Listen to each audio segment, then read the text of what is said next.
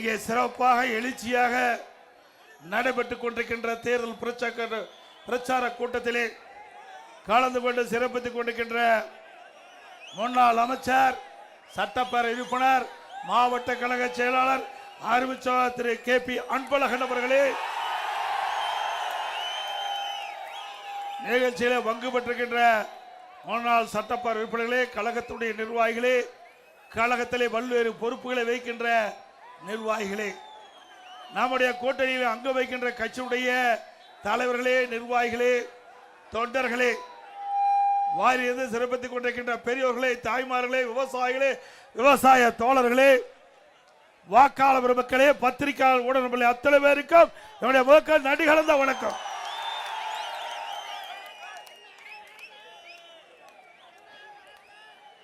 அனைத்து இந்திய அண்ணா திராவிட முன்னேற்ற கழக தலைமையிலே அமைக்கப்பட்ட தேசிய ஜனநாயக கூட்டணியிலே நம்முடைய கழகத்தினுடைய சார்பாக பாலக்கோடு சட்டமன்ற தொகுதியிலே மரியாதைக்குரிய முன்னாள் அமைச்சர் சகோதரர் திரு KP அன்பழகன் MLA அவர்கள் நிறுத்தப்பட்டிருக்கின்றார். அதே போல கழகத்தின் சார்பாக அரூர் சட்டமன்ற தொகுதியிலே கழகத்துடைய வேட்பாளர் திரு V சம்பத்குமார் MLA அவர்கள் நிறுத்தப்பட்டிருக்கின்றோம். பாப்பிரெட்டிப்பட்டி சட்டமன்ற தொகுதியில் கழகத்துடைய வேட்பாளராக திருமதி மரகதம் வெற்றிவேல் அவர்கள் நிறுத்தப்பட்டிருக்கிறார். மரியாதைக்குரிய சகோதரர் KP அன்பழகன் அவர்களுக்கும் திரு V சம்பத்குமார் அவர்களுக்கும் திருமதி மரகதம் வெற்றிவேல் அவர்களுக்கும் இரட்டை சின்னத்திலே வாக்களித்து வெற்றி பெற செய்யுங்கள். நம்முடைய கூட்டணியில் அங்கு வைக்கின்ற மரியாதைக்குரிய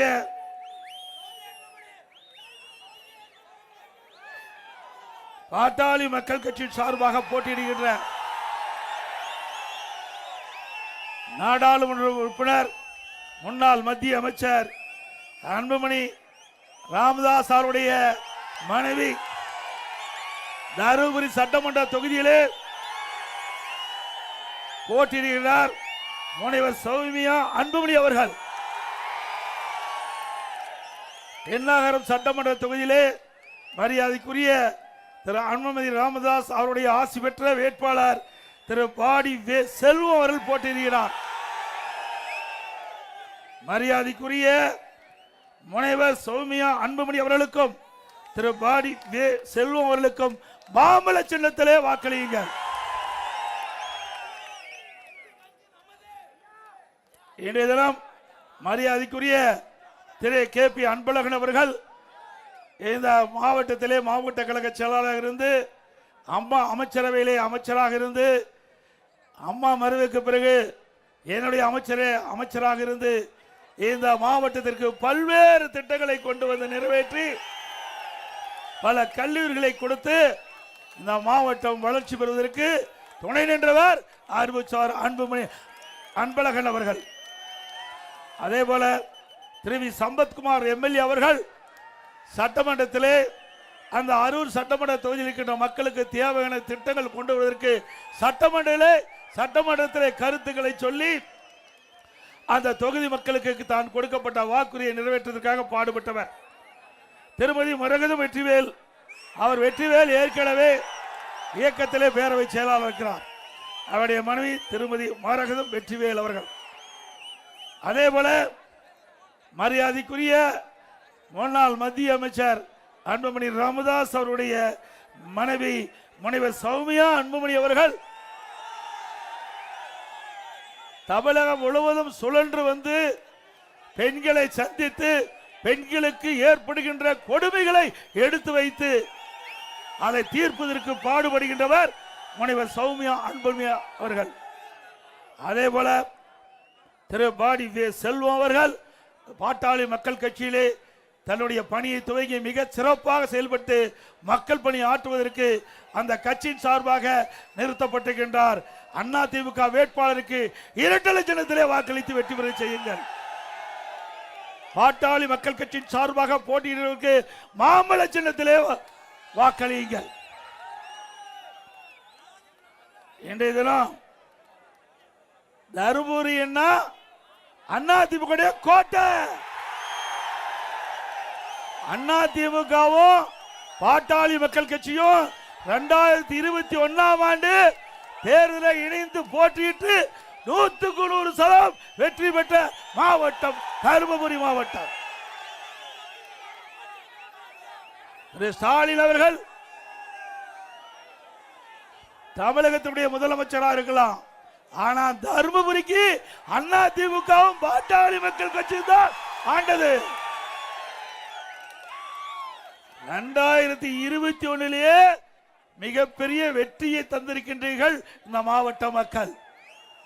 அப்பொழுது திராவிட முன்னேற்ற கழகத்திலே இந்த 5 ஆண்டு மக்களோட ஆட்சி, மக்களுக்கு ஏற்படுகிற துன்பங்கள், துயரங்கள், வேதனைகள், எல்லா தரப்பிலிருந்து போராட்டங்கள், விவசாயிகள் போராட்டம், அரசு ஊழியர்கள் போராட்டம், செவிலியர்கள் போராட்டம், தூய்மை பணியாளர் போராட்டம், மருத்துவர்கள் போராட்டம், இப்படி தமிழகம் முழுவதும் போராட்டம் போராட்டம் என்று போராட்டக்களம் நிறைந்த மாநிலம் தமிழ்நாடு.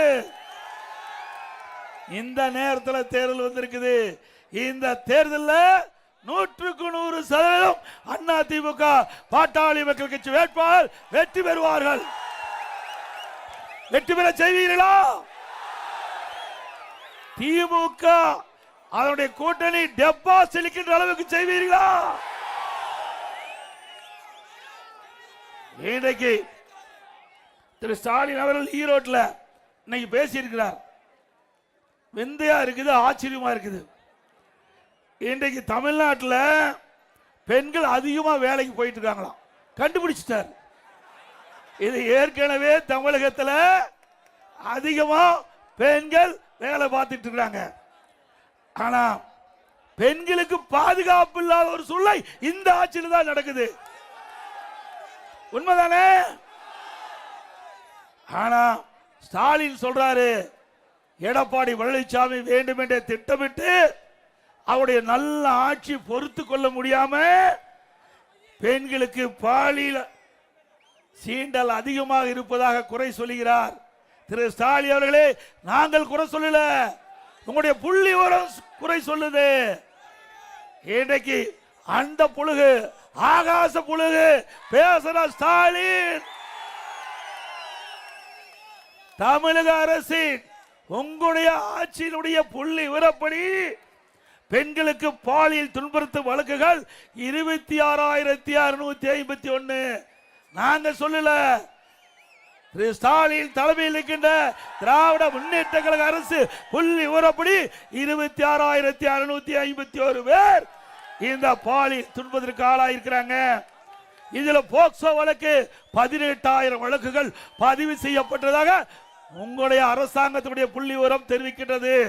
இதுல நீதிமன்றம் போய் அது பாதிக்கப்பட்டவர்களுக்கு 6,999 பேர் பாதிக்கப்பட்டதாக, இன்றைக்கு இந்த சிறுமிகள் பாதிக்கப்பட்டதாக உயர் நீதிமன்றமே தீர்ப்பளிக்கப்படுகிறது.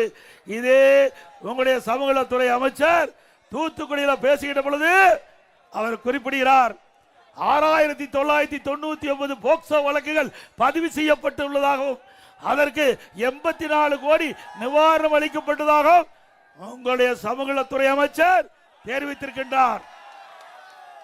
இந்த போக்சோ வழக்குனா சிறுமிகள் பாதிக்கப்படுகின்ற வழக்கு. போக்சோ வழக்கு சிறுமிகள், பெண் குழந்தைகள் பாதிக்கப்படுகின்ற வழக்கு. அதில் பாதிக்கப்பட்ட அந்த குழந்தைகள், அதனால் வழக்கு பதிவு செய்யப்பட்டது 6,999. அப்படி இருக்கின்ற பொழுது ஸ்டாலின் வடிகட்டிய பொய்யை பேசிக் கொண்டிருக்கிறார். சாதாரண வடிகட்டல, ஜமக்காலத்தில் வடிகட்டிய பொய்ய பேசிட்டு இருக்கார். தமிழகத்தில் பாலியல் சீண்டலே இல்லையா? தினந்தோறும் பத்திரிகை திறந்தா, ஊடகத்தை பார்த்தா இதுதான் செய்தி. இந்த பாலியல் சீண்டல், சிறுமிகள் பாதிக்கிறாங்க, பெண்கள் பாதிக்கிறாங்க, வயது முதிர்ந்த பாட்டியமா கூட பாதிக்கிறாங்க. இப்படிப்பட்ட வெக்கங்கட்ட ஆட்சியில ஸ்டாலின் ஈரோட்டில் இன்று பேசுகிறார். எடப்பாடி பழனிசாமி வேண்டும் என்று பாலியல் சீண்டல் அதிகமாக தமிழகத்தில் இருப்பதாக பேசி வருகிறார் என்று ஒரு குற்றச்சாட்டை சொல்கிறார். இது உண்மையா? உண்மையாதான் நடக்குது. திமுக அரசாங்கம் வெளியிட்ட புள்ளி அறிவிப்பு தான் நான் படிச்சிட்டு இருக்கிறேன், சொல்லிட்டு இருக்கிறேன். உண்மைதானே?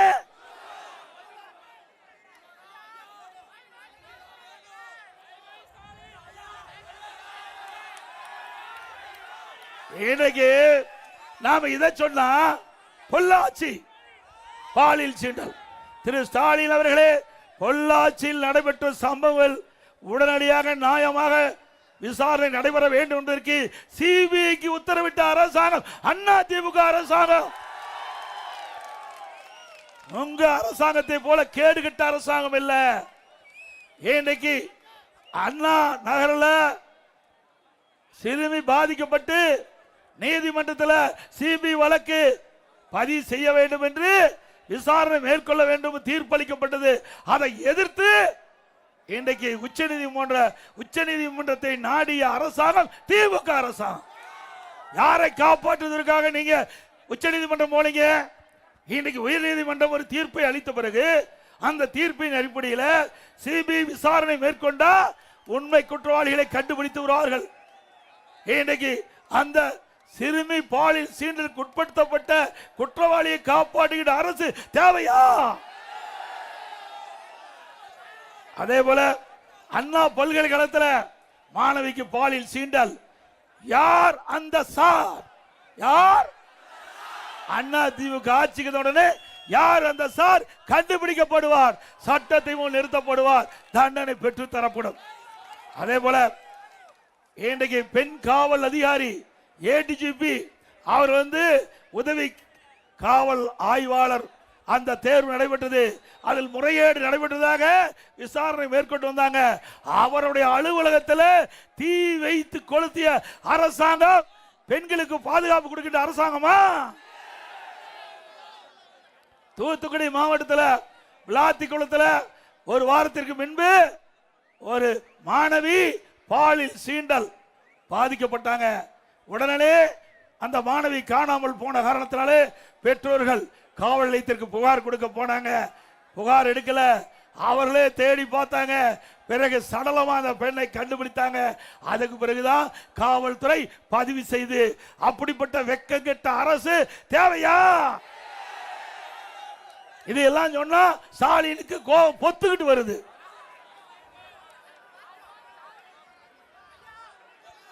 இன்றைக்கு ஸ்டாலின் சொல்றார், எடப்பாடி பழனிசாமி பாரதிய ஜனதாவுக்கு அடிமையா? நாம் அடிமையா இருக்கிறோமா? நாங்க மட்டுமல்ல, எங்க கூட்டணியில் அங்கம் வைக்கின்ற கட்சி கூட அடிமை கிடையாது. நியாயத்திற்காக போராடுவோம், மக்களுடைய பிரச்சனைக்காக போராடுவோம், தமிழ்நாட்டுக்கு நன்மை பயக்கக்கூடிய திட்டத்திற்கு ஆதரவு கொடுப்போம். தமிழ்நாட்டு மக்களுக்கு எதிராக எந்த வடிவத்திலே வந்தாலும் நாங்கள் அனுமதிக்க மாட்டோம், அதை எதிர்ப்போம். அதுதான் எங்களுடைய நிலைப்பாடு. திரு ஸ்டாலின் அவர்களே, உங்களை போல பூஜா தூக்குற கட்சி அண்ணா திமுக கட்சியில எங்க கூட்டணி கட்சி அல்ல. இன்றைக்கு ஸ்டாலின் எதிர்கட்சியா இருக்கின்ற பொழுது பாரத பிரதமர் சென்னைக்கு வந்த போது கருப்பு பலூன் விட்டார், கருப்பு கொடி பிடித்தார். ஆளுங்கட்சியா வந்தார், முதலமைச்சர் ஆனார். பாரத பிரதமர் சென்னைக்கு வந்த போது வெள்ளை குடை பிடித்த வேந்தன் ஸ்டாலின். அசிங்கமா இல்ல பேசுறதுக்கு? எத்தனை முறை? 3 முறை சென்னைக்கு அழைச்சிங்க. தமிழ்நாட்டுக்கு வந்தார் திரு மோடி அவர்கள். மத்திய அரசு திட்டம் கலைவாணர் அரங்கில் அந்த நிகழ்ச்சி ஏற்படுத்தி இருந்தார் நம்முடைய முதலமைச்சர் திரு ஸ்டாலின் அவர்கள். அப்பொழுது அடிக்கல் நாட்டப்பட்டு அவருக்கு வரவேற்பு கொடுத்தீங்க, ரத்தன கம்பளம் விரிச்சு வரவேற்பு கொடுத்தீங்க. அப்போ பிரைம் மினிஸ்டருடைய தயவு தேவை. ஆனா வெளியிலே பேசுவது ஒன்று, செயல்படுவது ஒன்று. இப்படி இரட்டை வேடம் போடுகின்ற கட்சி திமுக கட்சி. திமுக தலைவர் திரு ஸ்டாலின் அவர்களே, நாங்கள் எப்பொழுதும் அடிமை கிடையாது. உதாரணத்துக்கு கொண்டு சொல்கிறோம், காவிரி நதிநீர் பிரச்சனை உச்சநீதிமன்ற தீர்ப்பு அளிக்கப்பட்டு விட்டது. அந்த தீர்ப்பை அமல்படுத்த மத்திய அரசு காலம் தாழ்த்தியது. பாரதிய ஜனதாவோடு அண்ணா திமுக கூட்டணி வச்சிருந்தது. பல முறை நாங்கள் எடுத்து சொன்னோம், விரைவாக உச்ச நீதிமன்றம் அளித்த தீர்ப்பை நிறைவேற்றுங்கள் என்று. அப்ப நிறைவேற்றல. கூட்டணியில் அங்க வைத்தாலும் தமிழ்நாட்டினுடைய மக்களுடைய நலன் சார்ந்த பிரச்சனை, விவசாயியுடைய பிரச்சனை. நம்முடைய நாடாளுமன்ற 37 பேர் இன்றைக்கு உடனடியாக உச்ச நீதிமன்றம் அளித்த தீர்ப்பை நீங்கள் அமுல்படுத்த வேண்டும் என்று கோரிக்கை வச்சு 22 நாட்கள் நாடாளுமன்றத்தை முடக்கிய கட்சி அதிமுக கட்சி. கூட்டணியில் இருக்கின்ற பொழுது மக்கள் நலன் சார்ந்த பிரச்சனைக்கு முழு வடிவம் கொடுத்த கட்சி அதிமுக கட்சி. ஸ்டாலின் அவர்களே, உங்களால முடியுமா? கடந்த தேர்தலில் என்ன சொன்னீங்க? 2021 சட்டமன்ற பொது தேர்தலில் திராவிட முன்னேற்ற கழகம் ஆட்சிக்கு வந்தா நீட்டுக்கு விலக்கு பெறுவோம் சொன்னீங்களே. துணை முதலமைச்சர் உதயநிதி அவர்கள் நீட் விலக்கு பெறுவதற்கு ரகசியம் இருப்பதாக சொன்னீங்களே. ஏதாவது மத்திய அரசுக்கு அழுத்தம் கொடுத்தீங்களா? கொடுத்தாங்களா? இல்லது நாடாளுமன்றத்தில் உங்களுடைய நாடாளுமன்ற கூட்டணி கட்சி சேர்ந்த நாடாளுமன்ற அழுத்தம் கொடுத்தாங்களா? எப்பொழுது பார்த்தாலும் ஸ்டாலின் பேசுகிறார். 2024 நாடாளுமன்ற தேர்தலில் திமுக கூட்டணியில் அங்க வைக்கின்ற கட்சிகள் 39 இடத்திலும் வெற்றி பெற்று விட்டோம் என்று இன்றைக்கு மம்மதியில் இருக்கிறீங்களே. 39 நாடாளுமன்ற எங்க நாடாளுமன்றத்தில் பெஞ்ச தேய்ச்சிட்டு இருக்கிறீங்களா? நீட்டுக்கு விலக்கு பெறுவதற்கு ஏதாவது குரல் கொடுத்தீங்களா?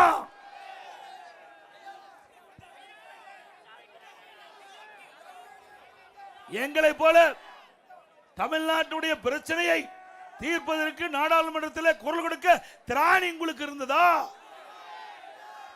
ஒரு நாளாவது நீட்டுக்கு விலக்கு பெறுவதற்கு நாடாளுமன்றத்தில் குரல் கொடுத்து நாடாளுமன்ற அவையை ஒத்திவைக்கின்ற சூழ்நிலை உங்களால செய்ய முடிஞ்சதா?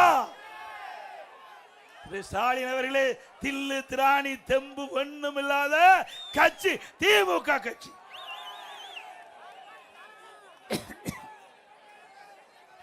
இன்றைய தினம் தமிழகத்தில் போதைப் பொருள் நிறைந்த மாநிலம்.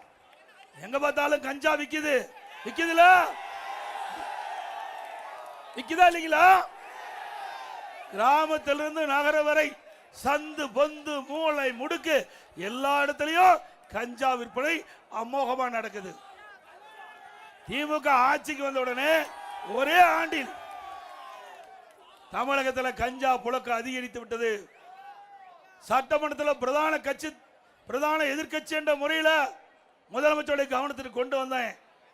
திரு ஸ்டாலின் அவர்களே, தமிழகத்தில் கஞ்சா போதைப் பொருள் எல்லா இடத்திலையும் தாராளமாக விற்பனை செய்யப்படுகிறது.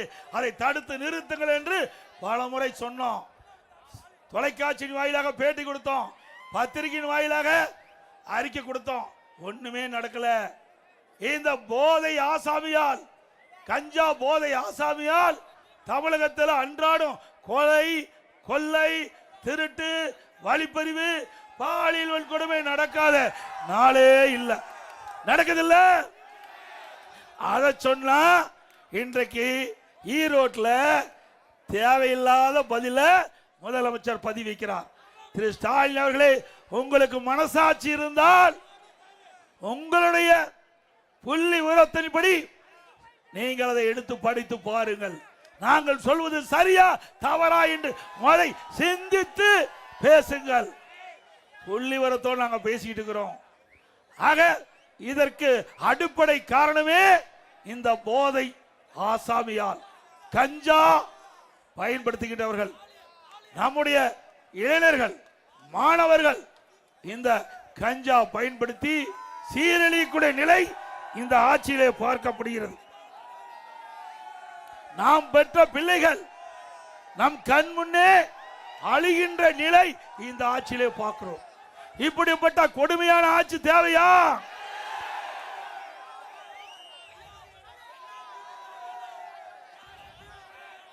அதோட இன்றைய தினம் மின் கட்டணம் 52% உயர்த்திட்டாங்க. ஆண்டுக்கு 5% மின் கட்டண உயர்வு என்று அறிவிச்சு 3 ஆண்டுல 15% மின் கட்டண உயர்வு. ஏற்கனவே 52 சென்ட் 52% உயர்த்தப்பட்டு விட்டது. இன்றைய தினம் 67% மின் கட்டண உயர்வு. கடைக்கு பீக் அவர் 6 to 9 வரைக்கும் 2 மடங்கு மின் கட்டண உயர்வு. அதே போல நகராட்சி, மாநகராட்சி, பேரூராட்சியில வீட்டு வரி 100% உயர்வு. ஆண்டுக்கு 6% கூடுதலா வரி உயர்வு. 2 வருஷத்துல 12% உயர்ந்து விட்டது. அதிமுக ஆட்சியில் இருந்ததை விட திராவிட முன்னேற்ற கழக ஆட்சியில் 112% வீட்டு வரி உயர்வு. கடவரி 150% உயர்வு. ஆண்டுக்கு 6% கடவரி உயர்வு. அதோட குடிநீர் கட்டண உயர்வு. போதாதுக்கு குப்பைக்கு வரி போட்ட ஒரே அரசாங்கம் திரு ஸ்டாலின் தலைமையில் இருக்கிற அரசு. அதை கூட விட்டு வைக்கல. இதோட வெக்கங்கேடு கழிப்பறை இத சென்னையில பராமரிப்பதற்கு ஊழல். ஏங்க கேவலம் இல்ல? கழிப்பறையை பராமரிப்பதற்கு அதுல ஊழல் செய்த ஒரே அரசாங்கம் திமுக அரசாங்கம். இன்றைய தினம் ஸ்டாலின் எப்பொழுது பார்த்தாலும் பேசுகிறார், இந்தியாவிலேயே முதன்மையான அரசாங்கம் திமுக அரசாங்கம். எதுல முதன்மையான அரசாங்கம்? கடன் வாங்குவதிலே முதன்மையான அரசாங்கம், ஊழல் செய்வதிலே முதன்மையான அரசாங்கம். உண்மைதானே? உண்மைதானே பேசுறோம். ஊழல் செய்கிறாங்கல்ல. 5 லட்சம் கோடி 5 வருஷத்துல கடன் வாங்கியிருக்கார். 5 வருஷத்துல. இதுதான் திமுக ஆட்சியுடைய சாதனை. திரு ஸ்டாலினுடைய சாதனை 5 லட்சம் கோடி வாங்கினது. சிந்திச்சு பாருங்க. கிட்டத்தட்ட 73 ஆண்டு காலம் பல அரசாங்கம் தமிழகத்திலே ஆண்டு இருக்குது. 73 ஆண்டு காலம் பல கட்சி தமிழகத்திலே ஆட்சி புரிந்திருக்குது. அந்த 73 ஆண்டு காலத்தில் 2021 வரை தமிழ்நாட்டுடைய கடன் 4,85,000 கோடி. 2021 இருந்து 2026 வரை திராவிட முன்னேற்ற கழக ஆட்சியில் 5 லட்சம் கோடி கடன். இந்தியாவிலேயே கடன் வாங்குவதில் முதலிடம் தமிழ்நாடு. வெக்கக்கேடு இல்ல? அது மட்டுமல்ல, 2021 சட்டமன்ற பொது தேர்தல் திராவிட முன்னேற்ற கழக தேர்தல் அறிக்கையில் திரு ஸ்டாலின் வெளியிட்டார். இன்றைக்கு நிதி மேலாண்மை சரி செய்வதற்கு நிபுணர் குழு அமைக்கப்படும். அந்த நிபுணர் குழு வரிவாயை உயர்த்தும், கடன் அளவை குறைக்கும் அப்படின்னு வெளியிட்டாங்க. அதே போல நிபுணர் குழு அமைச்சாங்க. அமைச்ச பிறகு எதுக்கு அமைச்சாங்க? கடன் வாங்குறதுக்கு அமைச்சிருக்கிறாங்க. கடன் எப்படி வாங்குறது, அதுக்காக நிபுணர் குழு அமைச்சாங்க. கடனை குறைப்பதற்கு இல்ல, வருவாயை பெருக்கி கடனை குறைக்க இல்லை இந்த அரசாங்கம். அவருடைய நிபுணர் குழு கடனை பெறுவதற்கு அமைக்கப்பட்ட குழுதான் இந்த நிபுணர் குழு என்பதை நேரத்தில் தெரிவிக்க விரும்புகிறேன். அது மட்டுமல்ல, அருமை சோதரர் திரு அன்பழகன் அவர்கள் உயர்கல்வித்துறை அமைச்சராக இருந்த காலகட்டம்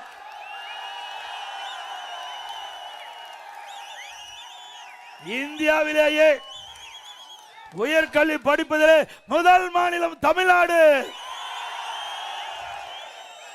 2011 மாண்புமிகு தமிழ்நாடு முதலமைச்சர் இதயம் புரட்சி தலைவி அம்மா அவர்கள் தமிழகத்துடைய முதலமைச்சராக பொறுப்பேற்கின்ற பொழுது 132 பேர் உயர்கல்வி படிச்சுட்டு இருந்தாங்க.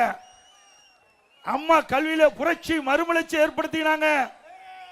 கல்விக்கு அதிக நிதி ஒதுக்கீடு செஞ்சாங்க.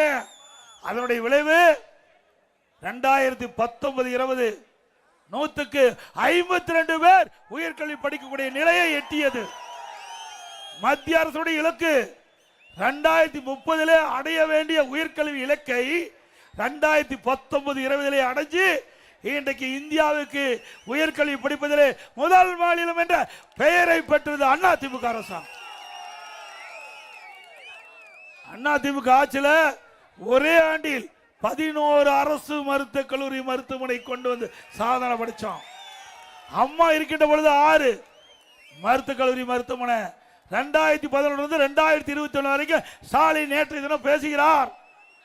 அதிமுக ஆட்சி இருண்ட ஆட்சி பேசுகிறார். திரு ஸ்டாலின் அவர்களே, வெக்கமான சூடு சுரணை இருந்தா நீங்க உண்மையை பேச வேணும். 2011 2021 வரை 10 ஆண்டு காலம் அண்ணா திமுக ஆட்சியிலே 17 அரசு மருத்துவக் கல்லூரி மருத்துவமனை கொண்டாந்து சாதனை படைச்சிருக்கிறோம். உங்களுடைய ஆட்சியில ஒரு அரசு மருத்துவக் கல்லூரி மருத்துவமனை கொண்டு வர முடிஞ்சுதா? இன்றைக்கு சட்டக்கல்லூரி 7 சட்டக்கல்லூரி, அம்மா இருக்கின்ற போது ஒரு சட்டக்கல்லூரி, நான் முதலமைச்சர் இருந்த போது 6 சட்டக்கல்லூரி, ஏன் இங்க தருமபுரி மாவட்டத்தில் ஒரு சட்டக்கல்லூரி. ஆக ஏழைகள் குறைந்த கட்டணத்தில் சட்டம் பயில்வதற்கு சட்ட கல்லூரியை அதிக அளவில் திறந்த அரசாங்கம் அண்ணா திமுக அரசாங்கம். 26 பாலிடெக்னிக் கல்லூரி, 4 பொறியியல் கல்லூரி, 5 கால்நடை மருத்துவக் கல்லூரி ஆராய்ச்சி நிலையம், அதே போல 68 கலை மற்றும் அறிவியல் கல்லூரி 10 ஆண்டுல இப்படி பல கல்லூரி திறந்ததன் விளைவு உயர்கல்வி படிக்கக்கூடிய எண்ணிக்கை உயர்ந்திருக்குது. பட்டப்படிப்பு படிக்கக்கூடிய எண்ணிக்கை உயர்ந்திருக்குது.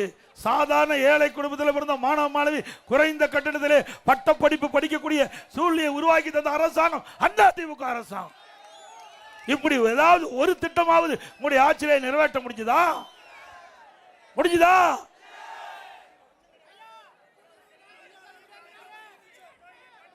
அதோட சிந்திச்சு பாருங்க.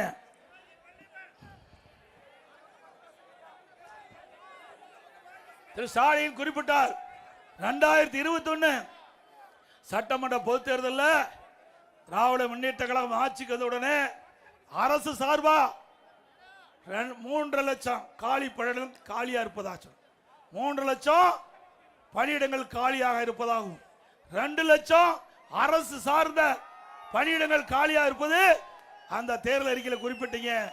ஆட்சிக்கு வந்தவுடன் இந்த 5 லட்சம் அரசு காலி பணியிடங்கள் நிரப்பப்படும் என்று அறிவித்த திமுக அரசாங்கம் இதுவரைக்கும் 94,000 பேர் தான் பணி ஓய்வு பெற்றது. 1 லட்சம் பணியில் அமர்த்தது 94,000, அதுலயே 6,000 பாக்கி. அப்ப கொடுக்கப்பட்ட வாக்குறுதி நிறைவேற்றினாங்களா? படித்த இளைஞர்களுக்கு வேலை வாய்ப்பு கிடைக்கல, காலி பணியிடங்கள் அதிகரிச்சிருக்குது, குறையில இந்த ஆட்சியில. அதோட அரசு ஊழியர்கள் 8% பேர் அரசு ஊழியர் இருக்கிறாங்க. அந்த அரசு ஊழியர்களுக்கு ஆசை வார்த்தை காட்டி இன்னைக்கு திமுக ஆட்சிக்கு வந்தா பழைய ஓய்வு திட்டம் நடைமுறைப்படுத்தப்படும் என்ற அறிவிப்பை கொடுத்து அந்த அரசு ஊழியர்கள் குடும்பத்துடைய வாக்குகளை பெற்று ஆட்சிக்கு வந்த பிறகு திரு ஸ்டாலினுடைய அரசாங்கம் பழைய ஓய்வு திட்டத்தை நடைமுறைப்படுத்தல. அவர்களும் போராடுறாங்க, அவர்கள் சிறையில் அடைக்கப்பட்டாங்க. இப்படிப்பட்ட கொடுமையான ஆட்சி நாட்டுக்கு தேவையா? அதே போல தூய்மை பணியாளருக்கு அவர்கள் அறிவிப்பிலே வாக்குறுதி கொடுத்தாங்க, திமுக ஆட்சிக்கு வந்தா பணி நிரந்தரம்னு. சத்துணவு அமைப்பாளர்கள் வாக்குறுதி கொடுத்தாங்க, செவிலியருக்கு வாக்குறுதி கொடுத்தாங்க, எந்த வாக்குறுதி நிறைவேற்றவில்லை. அதனாலதான் அந்த அமைப்பை சேர்ந்தவர்களாம் சாலையிலே வந்து போராடுகின்ற நிலை இந்த ஆட்சியிலே பார்க்கப்படுகிறது. இப்படிப்பட்ட அரசாங்கம் தேவைங்களா? அத்தனையும் பொய், பேசுவது அத்தனையும் பொய். தினம் கோட் ஷூட் போட்டுக்கிட்டு அப்படியே வந்து பத்திரிகைக்கு ஊடகத்துக்கு போஸ்ட் கொடுத்து அன்னைக்கு செய்தி, அது அவர் பேரை வைப்பாரு, ஒரு அறிவிப்பு கொடுப்பாரு. ஸ்டாலின் வந்து அறிவிப்பு கொடுத்த பெயர் யாருக்காவது நாம இருக்குதா? இருக்குதுங்களா? யாருக்காவது பேர் நாம இருக்குதா? இப்படி புதிய புதிய பெயரை வச்சு மக்களை ஏமாற்றி 5 ஆண்டு ஆட்சி செய்த அரசாங்கம் மீண்டும் தொடர வேண்டுமா? அதோட இன்றைய தினம் இந்த ஆட்சியில எந்த திட்டமும் புதிய திட்டம் எதுவே நிறைவேற்றப்படல. திராவிட முன்னேற்ற கழகம் கொடுக்கப்பட்ட வாக்குறுதி எதுவுமே நிறைவேற்றல. ஆனா அண்ணா திமுக ஆட்சியில நிறைவேற்றப்பட்ட பல திட்டங்களை இந்த நேரத்தில் குறிப்பிட விரும்புகிறேன். பாப்பாரப்பட்டி மற்றும் அதியமான் கோட்டையில் புதிய ரயில்வே மேம்பாலம் கட்டப்பட்டது. தருமபுரி மாவட்டத்தில் வாணியம்பாடி முதல் பள்ளிப்பட்டி வரை புதிதாக 4 வழிச்சாலை அமைக்கப்பட்டது. தருமபுரி மாவட்டம் பாப்பாரப்பட்டியில் தியாகி சுப்பிரமணிய சிவா மணிமண்டபம் மற்றும் நூலகம் கட்டப்பட்டது. பாப்புரெட்டிப்பட்டி, அரூர், பாலக்கோடு பகுதியில் புதிய அரசு கலைக்கல்லூரி, காரிமங்கத்தில் பெண்களுக்கான தனியான மகளிர் கல்லூரி, 4 கல்லூரி இந்த மாவட்ட மக்களுக்கு அளித்த அரசாங்கம் அதிமுக அரசாங்கம். பாலக்கோட்டையில் செயல்படுத்தி வந்த சுயநிதி பாலிடெக்னிக் கல்லூரி அரசு பாலிடெக்னிக் கல்லூரியாக தரம் உயர்த்தப்பட்டது. தருமபுரி மாவட்டம் மட்டலாம்பட்டியில் புதிய அரசு சட்ட கல்லூரி கொண்டாந்தோம். தருமபுரியில் பெரியார் பல்கலைக்கழகத்தில் முதுகலை விரிவாக்க மையம், மாவட்டம் முழுவதும் புதிய தரம் உயர்ந்த நெடுஞ்சாலைகள், கிராம சாலைகள், இணைப்பு சாலைகள், சிறு சிறு பாலங்கள் கொண்டு வந்தோம். தருமபுரி அரசு மருத்துவக் கல்லூரியில் கூடுதல் படுக்கை செய்து கொடுத்தோம். வத்தல் மலையினை சுற்றுலா தலமாக அறிவித்து சாலை வசதி அளிக்கப்பட்டது. காரிமங்கத்தில் ஆலம்பாடி மாற்றின ஆராய்ச்சி மையம் துவக்கப்பட்டது. புதிதாக ஏரியூர் மற்றும் கடத்தூர் என 2 ஊராட்சிகள் உருவாக்கப்பட்டது. ஒகேனக்கலில் இருந்து காவிரி உபரி நீர் திட்டத்தின் மூலம் மாவட்டத்தில் உள்ள ஏரி, குளம், குட்டை நிரப்புவதற்குண்டான நடவடிக்கை எடுக்கப்படும். இந்த ஆட்சியில் அதிமுக ஆட்சியில் கொண்டு வந்த திட்டம் என்ற ஒரே காரணத்திற்காக அரசியல் காழ்ப்புணர்ச்சியின் காரணமா பல திட்டத்தில் கிடப்பில் போட்டிருக்காங்க. அது ஒரு சிலவற்றம். பஞ்சப்பள்ளி சின்னார் அணையில் இருந்து வெளியேறும் உபரி நீரை ஜெர்தலாவ் கால்வாயை 5000 மீட்டரிலிருந்து புதிய கால்வாய் அமைத்து எரணள்ளி ஏரியிலிருந்து புலிக்கரை ஏரி, பேகாரள்ளி ஏரி உட்பட 14 ஏரிகளுக்கு தண்ணீர் கொண்டு வரும் திட்டம் விடியா திமுக ஆட்சியில் ஆமை வேகத்தில் நடக்குது. மீண்டும் உங்க துணையோடு அதிமுக ஆட்சி வந்த உடனே திட்டம் விரைந்து முடித்து செயல்பாட்டுக்கு வரும். கிருஷ்ணகிரி மாவட்டம் தென்பெண்ணை ஆற்றிலிருந்து வெள்ளக்காலங்களில் வரும் உபரி நீரை இணையக்கோள் அணைக்கட்டின் வலதுபுறம் இடதுபுறத்திலிருந்து புதிய வழக்கு கால்வாய் அமைத்து கிருஷ்ணகிரி மற்றும் தருமபுரி மாவட்டங்களில் வறட்சியான பகுதியில் உள்ள ஏரிகளுக்கு நீர் வழங்கும் திட்டம் அதிமுக ஆட்சியிலே டெண்டரப்பட்டு 3 ஆண்டு ஆகியும் இதுவரை 25% பணிகள் தான் நிறைவேற்றப்பட்டுகிறது. எஞ்சிய பணிகள் வேண்டுமென்றே திட்டமிட்டு காலதாமம் செஞ்சுட்டு வராங்க. மீண்டும் அதிமுக ஆட்சி வந்த உடனே இந்த பணி விரைவுபடுத்தப்பட்டு பயன்பாட்டுக்கு வரும். அழியாளம் அணைக்கட்டிலிருந்து வலதுபுற கால்வாயிலிருந்து புதிய கால்வாய் அமைத்து பாலக்கோடு தூள்செட்டி ஏரிக்கு அதிமுக ஆட்சியில் பணிகள் டெண்டர் விடப்பட்டும் இதுவரை தொடங்கல. அதிமுக ஆட்சி வந்த உடனே இந்த திட்டம் நிறைவேற்றப்படும். அரூர் ஈச்சம்பாடி அணைக்கட்டிலிருந்து பொதியின் பள்ளம் அணைக்கட்டிற்கு நீரேற்றும் குழாயின் மூலம் நீரேற்றும் திட்டத்திற்கு 66 ஏரிகளுக்கு தண்ணீர் கொண்டு செல்லும் திட்டத்திற்கு அதிமுக ஆட்சி காலத்தில் அரசாணை வெளியிடப்பட்டது. இந்த ஆண்டுல இந்த ஆட்சியில கிடப்புல போட்டாங்க. மீண்டும் அதிமுக ஆட்சி வந்தவுடன் இந்த திட்டம் தொடங்கப்பட்டு நிறைவேற்றப்படும். பாலக்கோட்டையில் வேளாண்மை பட்டக்கல்லூரி அமைக்க அரசாணை பிறப்பிக்கப்பட்டது. விடியா திமுக ஆட்சியில் அரசாணை ரத்து செய்யப்பட்டிருக்குது. மீண்டும் அதிமுக ஆட்சியுடன் இந்த திட்டம் நிறைவேற்றப்படும். தருமபுரி வருவாய் கோட்டத்தில் பாலக்கோடு புதிய வருவாய் கோட்டம் அமைக்கும் திட்டத்தை விடிய அரசு கிடப்பில் போடப்பட்டுள்ளது. இந்த திட்டமும் நிறைவேற்றப்படும் என்ற செய்தியை இந்த நேரத்தில் தெரிவிக்க விரும்புகிறேன்.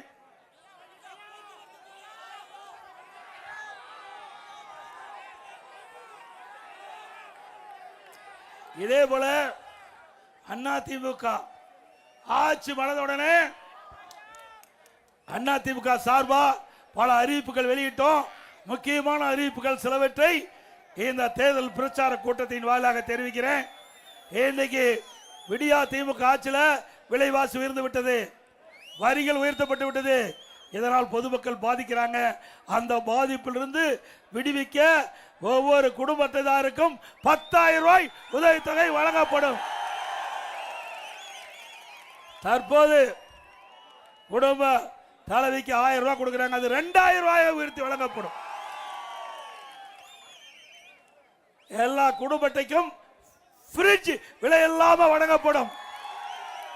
எல்லா குடும்பத்துக்கும் குளிர்பதன பெட்டி ஃப்ரிட்ஜ் விலை இல்லாம வழங்கப்படும்.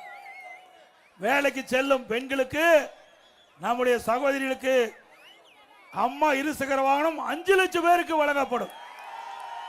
ஒவ்வொரு அம்மா இருசக்கர வாகனத்துக்கு 25,000 மானியம் கொடுக்கப்படும்.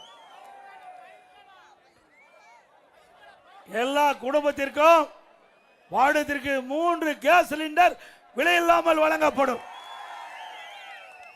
ஒவ்வொரு ஆண்டும் தைப்பொங்கல் அன்று பொங்கல் தோப்பு கொடுப்போம். அதோட பொங்கல் பரிசு 1000 ரூபாய் வழங்கப்படும். ஒவ்வொரு ஆண்டும் தீபாவளி என்று நம்முடைய பெண்களுக்கு அற்புதமான பட்டுப்புடவை வழங்கப்படும். தற்போது நகர பேருந்தில் மகளிருக்கு தான் கட்டணம் இல்லாம வசதி இருக்குது. அதிமுக ஆட்சி வந்த உடனே ஆண்களுக்கும் நகர பேருந்தில் கட்டணம் இல்லாம பயணம் செய்யும். அதே போல ரேஷன் கடையில் விலையெல்லாம் அரிசி கொடுத்துட்டு இருக்கிறோம். அதிமுக ஆட்சி வந்த உடனே இனி ரேஷன் கடையில் பருப்பு விலை இல்லாம கொடுக்கப்படும், எண்ணெய் விலை இல்லாம கொடுக்கப்படும். அதே போல நகர பகுதியில் சாலை ஓரமாக கடை வைத்து சிறு கடை வைத்து வியாபாரம் செய்கிறவர்கள் கூட்டுறவு சங்கத்தில் வாங்கிய கடன் தள்ளுபடி செய்யப்படும். மாற்றுத்திறனாளிகள் கூட்டுறவு சங்கத்தில் வாங்கிய கடன் தள்ளுபடி செய்யப்படும். விவசாய பருவடி மக்கள் தொடக்க வேளாண் கூட்டுறவு சங்கத்தில் வாங்கிய பயிர்க்கடன் தள்ளுபடி செய்யப்படும்.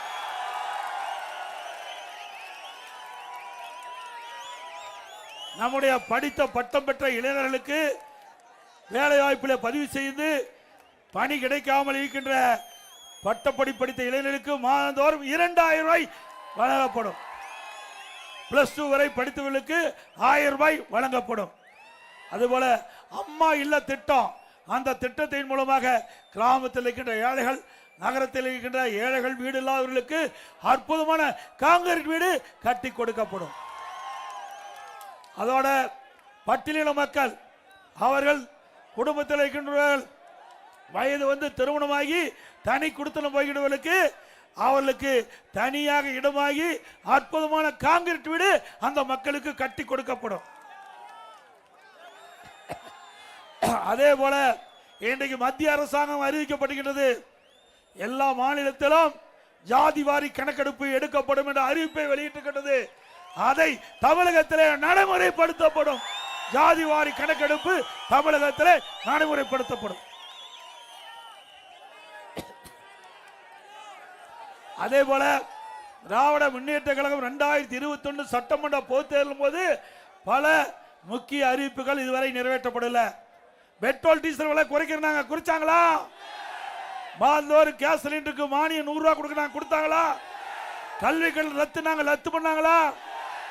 அதே போல 100 நாள் வேலை திட்டத்தை 150 நாளா உயர்த்தினாங்களா? நாங்க தொடர்ந்து மத்திய அரசுக்கு அழுத்தம் கொடுத்ததின் காரணமாக மத்திய அரசாங்கம் 100 நாள் வேலை திட்டத்தை 125 நாளா உயர்த்தப்பட்டுகிறது. அதிமுக ஆட்சிக்கு உடனே 125 நாள் வேலை திட்டத்தை 150 நாளாக உயர்த்தப்படும்.